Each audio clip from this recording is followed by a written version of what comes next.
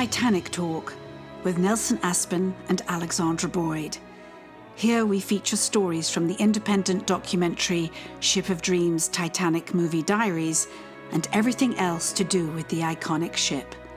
From James Cameron's epic groundbreaking movie to the history and legacy of Titanic herself.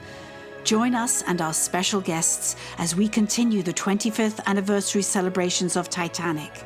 This is your first-class ticket to everything aboard the Ship of Dreams.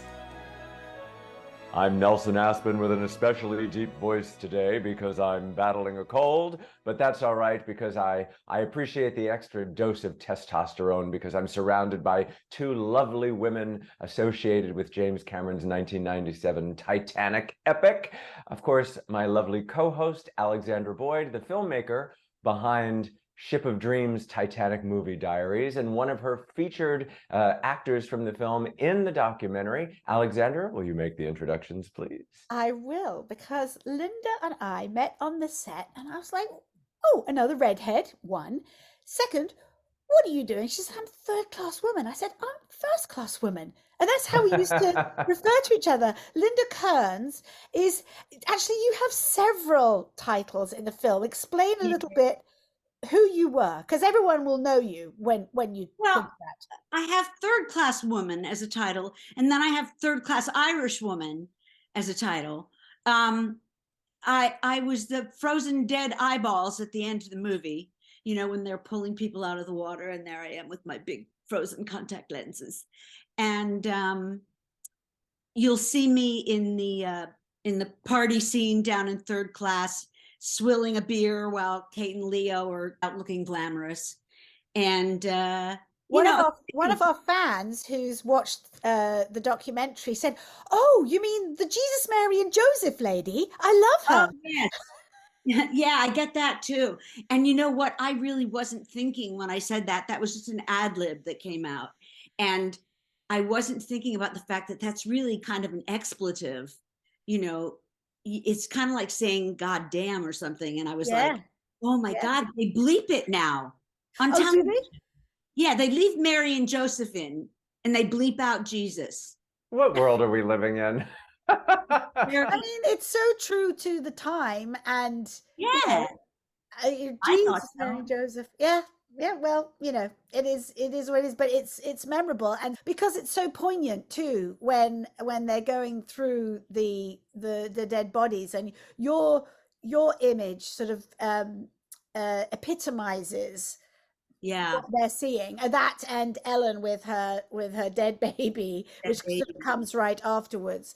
And you talk so movingly in the documentary about the experience of that, because I think a lot of people think, oh well, they're just actors and it was probably a little bit difficult in that tank. They don't know quite how difficult, obviously. It's really interesting and important that we or you get to explain how it deeply affected you. Yes, it was there were days that I was very sad. I admit, when we were filming something that was particularly dramatic, I would get kind of upset about it and have to go back to the trailer and the dressing room and kind of decompress, because when you really thought about it, about this massive number of people and that the tragic way that they died because of a series of mistakes that people made, you know, if any one of those things hadn't happened, it wouldn't have happened. It, you know, by him speeding up the ship and, you know, backing up instead of moving forward, and that is all. It was just so upsetting to think of all of these people whose lives were lost because of a series of errors and because of an iceberg.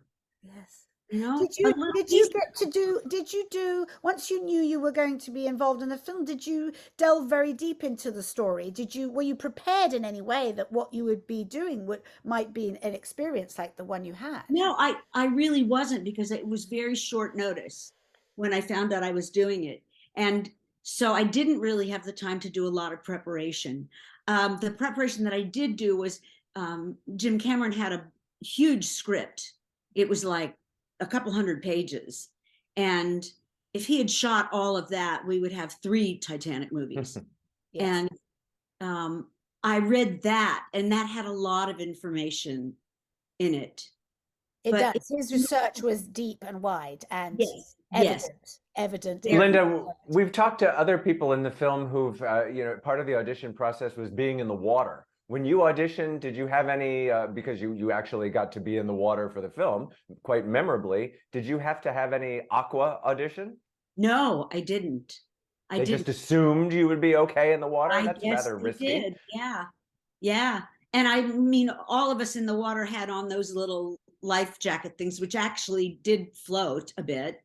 And we had on wetsuits underneath our costumes. We were protected in any way you could be from anything that might happen in the water. But no, I didn't have a jump in the swimming pool and scream audition. What's marvelous about in Ship of Dreams, the documentary, is that we get to an explanation about what went into making you all frozen ready for the post-sinking scene as well. So, but your shot there, so memorable. Just talk a little bit, if you can, about what went into making that moment. Well, first of all, Tina Earnshaw, the makeup designer, was of paramount importance in that. You know, we had wax put in our hair and these little crystals that when they were dampened would turn to what looked like ice. And it took forever to get all that junk out of your hair after you were done shooting. And then of course, makeup that was looked a little bluer, and the contact lenses that were fitted actually by the woman who is now my ophthalmologist. I went to her. I needed an eye doctor, and I went to her after the shooting of the film. That's nice to know they hired an actual professional an eye professional, not just a makeup professional, but an eye professional. You hear nightmares about people playing aliens and things and having these lenses in for extended periods of time, and it really being quite bad for their eyesight. Yeah, and having to be led around a little bit in the water tank, because I couldn't really see very well. It's like having a really severe case of cataracts, and I couldn't see very well. So I had to have one of the crew people kind of leading me around by the hand when I had to move positions or anything. And I understand, someone told me that those contact lenses were initially supposed to be worn by Leonardo, and that either they decided or he decided that they weren't going to do that. And so somebody I think his eyes are shut when he descends. He shut his eyes. I think you're really. I think they're now we have to look again, because I think they're open. Are they? But he wouldn't have been. Answers on a postcard. All right, there's the great debate. So there's the trivia question for all our listeners. Don't assume that you know the answer. Like we're going to have to look that up. Because if his eyes were open, they should have been like your eyes, I imagine. And if he refused to wear them because he could, he'd have shut his eyes. And it probably would have looked super creepy if his. Oh my gosh, I have to find out what he does on that shot now. Okay. You know, Linda, I just finished reading a book called, not coincidentally, The Ship of Dreams, about the sinking of the Titanic as it reflected the end of the Edwardian age, by one of our other Titanic Talk guests, Gareth Russell. And one of the things in the book that I found out was about how days later another ship came by and saw bodies floating, like the bodies that hadn't been recovered, and the passengers on that ship wanted to stop to recover them, obviously knowing, oh my gosh, these have to be Titanic people, and they're like, no, that's up to the recovery ship, not to us, and the ship went on. But they described seeing in the water a woman holding a baby in the water, and also a woman holding a dog in the water that had been there for days. And and I knew we were going to be speaking because I just read this a couple days ago, and I was like, it's I mean, it was so upsetting to think about, but especially that your character might have been floating there for days Yes. before even being recovered. Certainly Ellen's character, the lady with the baby, it starts with Linda and then they kind of come back to Ellen, and often people go, is that the lady that goes to the captain with the baby? Where should I go? Where should I go? Right. But they're not the same actors. But he did know that they recovered a woman and a baby, and there are several moments in the film that he borrowed or repurposed, shall we say. Isn't it funny that he didn't include dogs in the sinking, though? We saw Alexandra, we saw you enter the ship with a dog. We saw that. There was a scene also that Jim Cameron filmed of a French bulldog paddling through the water. It was a little black dog paddling through the water, and in the script it described it as looking like a devil was coming toward them, because its little eyes were lit up, and it was just black. It was black, and so it bled into the night, and it just looked like this terrifying creature swimming through the water, and it was actually this little French bulldog, which I wanted to adopt, but Jim Cameron got it. Okay. Oh, did he? Oh, you were there. You saw them filming it. Yeah. And I wanted to adopt that little dog. It was so cute. And Jim Cameron said, no, I'm getting the dog. I don't know if he ever did, but obviously. Well, I guess what he wants, he gets. That's exactly right. Would you do us a favor, Linda, and read a little bit? You read, obviously, from your diary in the film, but you've got a little bit of there that didn't make the cut. But would you read that for us? Because there's so much in these diaries that is so rich and so interesting and and just wonderful. I'd love it if you would read what you have there. Absolutely. Yeah, a lot of the diary was just, me musing over things that had happened. The most fun on the entire shoot for me was the night up on deck shooting the, quote, Brian being dragged scene, because I was an actress that night. I really got to work. Bringing to life some of what must have happened on that fateful night, recreating that loss, the drama of those moments was a rare thing. Those nights up there on our knees, crying and moaning and imagining what it was really like for those people, watching their entire lives drain away before them, those were the real acting nights. It broke my heart to see those shots with Brian didn't make the final cut of the film. They were my moment, my special contribution to the film. I'm grateful that a photo of it made it into the book, though. At least there's some record of all that hard work. So many people have asked about being in the water and what it was like. I must admit I had it easier than a lot of folks. The extras had the longest hours in the tanks. I had 2 or 3 days in the water. The longest of those was about 5 or so hours at a stretch, I think. And yes, people did get eye infections and various other things. I'm not sure that can be avoided completely in this type of situation. As uncomfortable as it may have been at the time, it was all worth it seeing the finished product.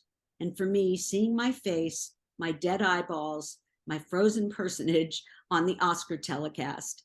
It may be my only shot at Oscar stardom, and I loved it. Congratulations, Tina and Simon, and all of the great people in their department. Simon was the makeup and hair person who worked with me particularly, and he was just a wonderful British man. He was hilarious, had all the gossip. That's lovely. It's so, oh God. And I remember we were all at my house, weren't we? I invited everybody over and we watched the Oscars. And I had a moment for the nomination for Best Art Direction for Peter Lamont, and you had your moment because they showed the makeup for Tina and her team. You know, they do that little sort of behind the scenes stuff, and none of us ever imagined we'd get featured. Yeah. in Oh, I such would a love way. to see that. Is that on YouTube somewhere? Oh, it must be. Yes, I'm sure. I know we grabbed a bit of it for Sean Connery announcing the best film. There must be the whole telecast somewhere. I recorded the telecast, but it's of course on VHS. And Lord knows whether that tape is still even playable. You got to get that Oh, I'm converted. sure it I is. would think Yeah. you've got to get that converted to another format while you still Yeah. can. Yeah, that's true. I should.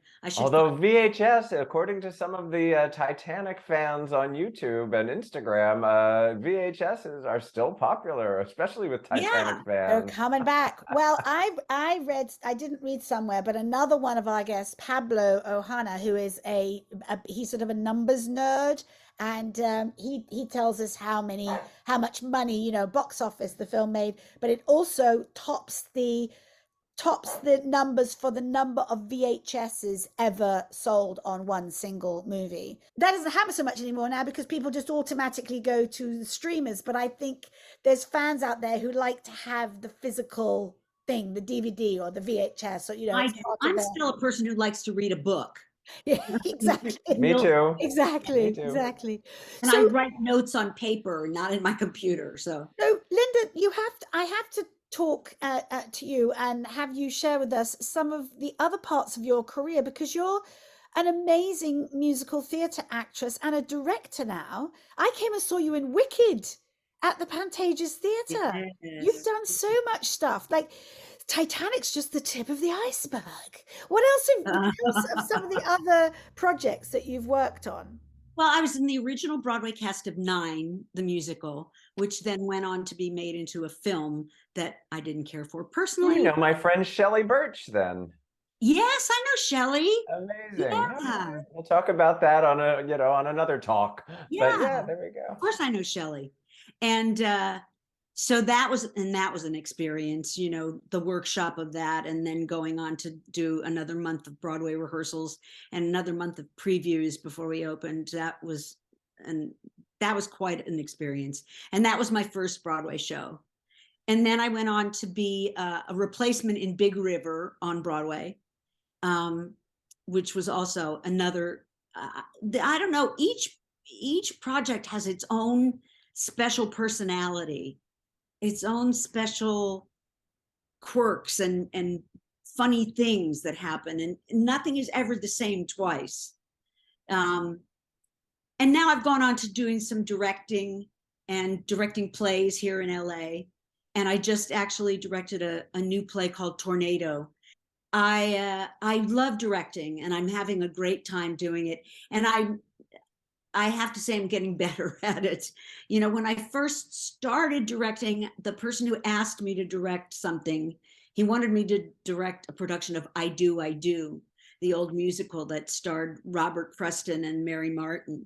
And I said, I think you've got the wrong person.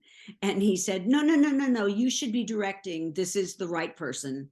And the minute I started it, I was in love with it. I don't know if it's the control freak in me or what, but being able to shape something the way you see it in your mind is really exciting. You know that, Alexandra, from absolutely. You can see me. I'm nodding and going, yes. I want to say yes, but I don't want to interrupt you. That's exactly what happened. And just to speak a little bit to female directors, I think it takes somebody to ask us, because I was asked to direct a short film. The man that was going to direct it sort of lost interest or whatever. So the producer said, well, you're an actor. You can tell the actors what to do. Can't you? And I was like, can I? Yeah, sure. And so that was that thing of like, well, I'll have a go. And if nobody knows that I'm a complete virgin at this, I just won't tell them till the end. And it became exactly what you're talking about. It's like, oh, I know this from an actor's point of view. Now I'm the other side of it. I have the language, and then I still have this, you get to have this vision and sort of mold this piece of, you know, art into something that ultimately becomes greater than the sum of its parts. And it's Yes. very empowering. It's very But empowering. isn't that what's magic about the entertainment industry for all of us? I mean, you especially if you have a job that lasts for a while, like a Broadway show, or in my case, a morning show, or whatever it is that you're doing, and you think, well, this will last.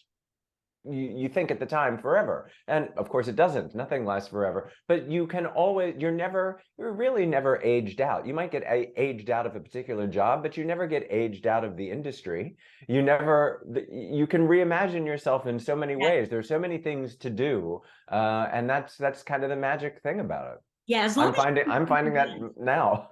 Yeah. Yeah. I mean, I'm getting older and there aren't as many parts for me acting wise. And as much as I should, people told me when I was 20 that I was going to work when I was 50. And I worked when I was 20 and it slowed down when I turned 50.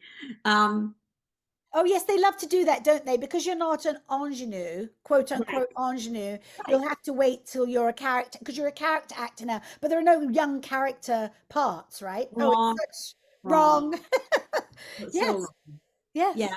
And you know, as I started, I don't consider this a total transition to only directing. I'm not going to do an only anything.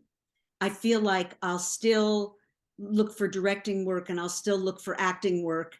And I don't know what else. Maybe there's something else that I can do within this industry that I just haven't figured out yet. I think you could write, you know, Yeah, everybody wrote a diary for me. So, you know, you've proven that you can write, and everybody has a book in them, I think. So, And you did musicals. Are you still singing? Yes, I am. I'm teaching singing actually in the musical theater program at UCLA.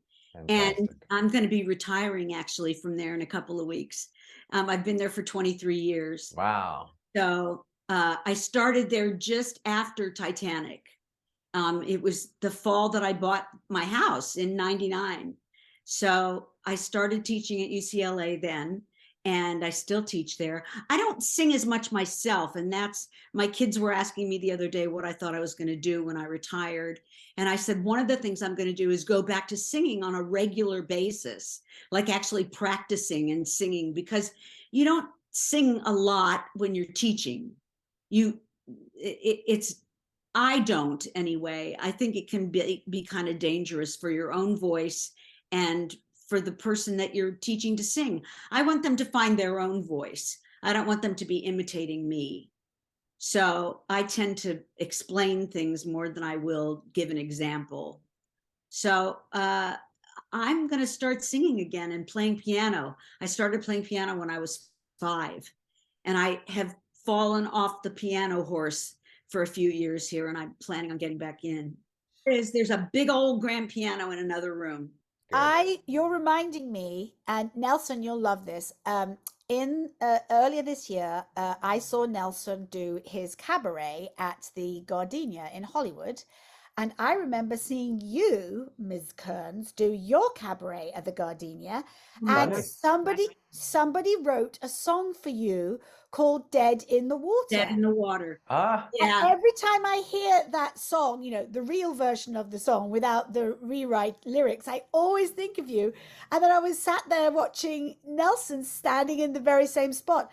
And the last time I had been there was watching you do your cabaret. That's so And funny. who was with us? Rebecca Klingler, Mother at Stern. Stern, So yes. all the worlds were colliding. And Tabitha from Bewitched. I mean, it was very random. I don't know what Tabitha has to do with the Titanic, but she was there.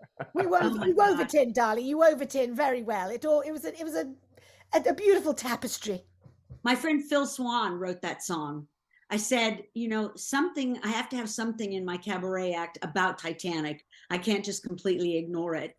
And he sat down in one evening and wrote this song, Dead in the Water, which is just hysterically funny and has me standing next to Leonardo and Kate waving on the deck and all sorts of little tidbits from the film, some of which didn't even make it into the film.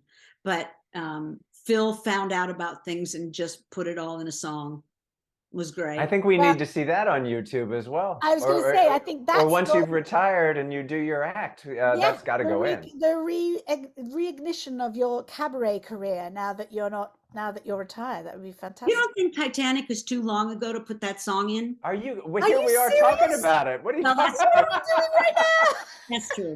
I don't know. I tend to think of people going, "Oh, that's so dated. That's so old." Well, No, it's wonderful that you've been busy and that you were doing other things. I mean, yes, that's a plus. But no, I mean, gosh, Alexandra and I are constantly remarking and stunned by the evergreen aspect of Titanic, whether that's the ship itself, the James Cameron film, or what have you. People still just can't get enough, and thank goodness. We're almost at 20 interviews on this podcast.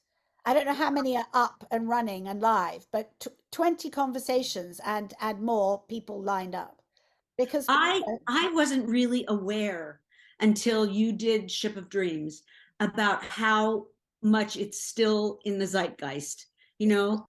And now I'm going to go to this convention in Las Vegas in August and sign pictures of my frozen dead face.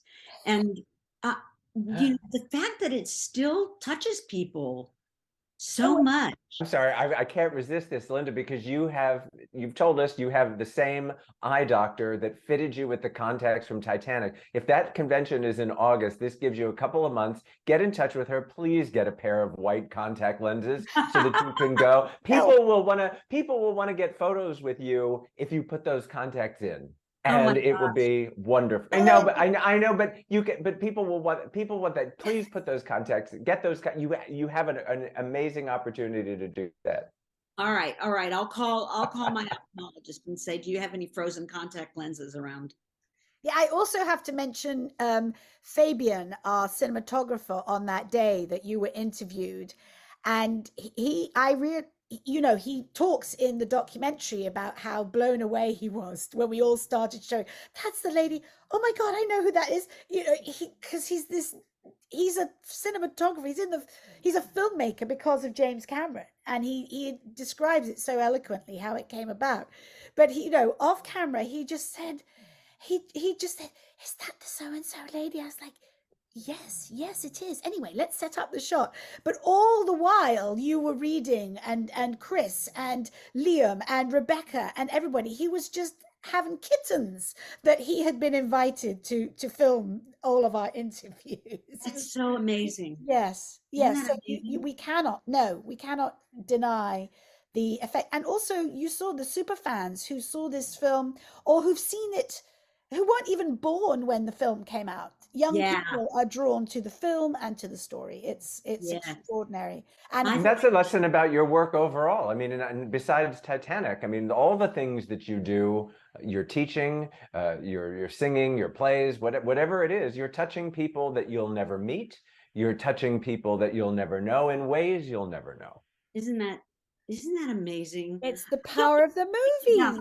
It's the power of the movies. About that very much, but it's so true that we really don't know what we've done that's affected somebody else. It could be, and there it was, this small moment in Titanic that grabbed people's attention, or the moments at the end when they're on the staircase and there's that pan of all the people that Leonardo knew, and Kate knew on the ship. I didn't realize how much those tiny moments grab people. And I mean, that's why I'm not a filmmaker, I know what they do on stage, but for some reason, capturing those moments in film. Oh, you'd be fine. You'd be fine. You'd be fine. And I say that because I know why you're saying that, but you have a cinematographer who is helping you capture that. Jim had Russell Carpenter, and you have lots of discussions with them. You say, I'd like this to play out, and he'll frame it. He'll go, you mean like this? And I'll go, not exactly, but it's bloody marvelous. Let's do that. Yes. There's a constant sort of backwards and forwards because you're choosing the moments of the story you want to tell versus the stage where the audience can look at the whole tableau the whole time. And a producer, the whole well, you have a good collaborative. creative producer. It's the whole collaborative effort. Yes. Because nobody can do this by themselves. It's not possible. Nobody can wear all those hats except maybe Jim Cameron, who knows. He can't act. He's not an actor. He's not an actor. I bet he could be. Yes, he could. I bet he could be. He can do everybody's job on that film even better than they did. I mean, but did I see that he had a cameo in Titanic? Is the guy getting his beard trimmed before the ship sailed? I thought I saw that on a YouTube thing. And so there's no, I mean, I don't know that that's credible, but that he made a cameo as one of the immigrants being checked for lice or something. Or he's standing at the top of the stairs over Leo's shoulder in that final heaven scene you're talking about, Linda. Well, in his hand, drawing the photo, drawing the pictures. His hand. That's the only one I know about is his hand doing the drawing. Yeah, and they're extraordinary. Yeah, so he's an amazing artist as well. Yes. Well, I'm sorry to be the clock keeper, but I'm looking at the time, and I want to thank Linda for giving us her time today. And I think the theme of everything we were talking about, which you just said about tiny moments, and it's the tiny moments. So let's make a pledge to look for the tiny moments, not just in Titanic, the film, but just in life in general. I think that's marvelous, and we love you, and we're so happy. I'm so happy you'll be doing the Vegas thing, and that you're part of this wonderful Ship of Dreams family. Thank you so much, Linda. My pleasure. Thank you so much. If you've enjoyed this podcast, please leave a review. And if you'd like to hear more podcasts like this, hit the subscribe button. For information on where you can see Ship of Dreams, Titanic Movie Diaries, go to shipofdreamsfilm.com. Titanic Talk is a production of Ship of Dreams Film Limited. At Titanic Talk, Nelson and I are looking for the ultimate superfans. Do you have a passion for James Cameron's Titanic or any of the other screen adaptations? Are you an amateur historian with a vast knowledge of the ship herself? We would love to invite you on our podcast. Come and talk Titanic with us and all things aboard the Ship of Dreams. To reach out, email info@shipofdreamsfilm.com. We look forward to hearing from you.